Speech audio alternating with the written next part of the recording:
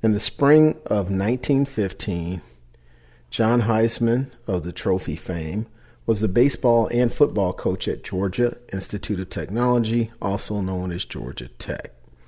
Heisman and his baseball team traveled to the small town of Lebanon, Tennessee, just 25 miles outside Nashville for a regularly scheduled baseball game against Cumberland University. Things were different back then before the large contracts and budgets afforded large universities.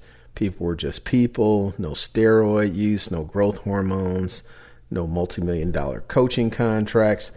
There was no pool of high school athletes ranked nationally to draft on scholarships for the sole purpose of playing a single sport.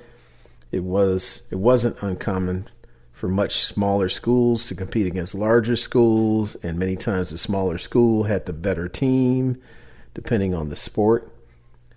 Well, that was the case in 1915 when Cumberland was the home team and John Heisman's Yellow Jackets traveled all the way from Atlanta to be humiliated in a 22-0 beating on the baseball diamond. After the game, it was discovered by Heisman and his team that Cumberland used players from a professional baseball team in Nashville in an attempt to try to save sports at Cumberland University. You see, the newly appointed president of Cumberland was attempting to eliminate all sports and focus mainly on academics. George E. Allen, the manager, who was also a student and player on the team, he was 20 years old at the time. He managed both the baseball and football teams, loved sports, and was trying to convince the president at Cumberland to keep sports. So he went out of his way, got some professional ringers, beat the crap out of Georgia Tech, and John Heisman vowed revenge. So the following fall of 1916, Cumberland was scheduled to play Georgia Tech in football at Georgia Tech, but the decision to discontinue their program had already been made prior to the start of the season. However, the process for properly notifying previously scheduled opponents fell to the wayside, and one school, coached by John Heisman, threatened to enforce a hefty forfeit fine against Cumberland if they did not show up to play the regularly scheduled game.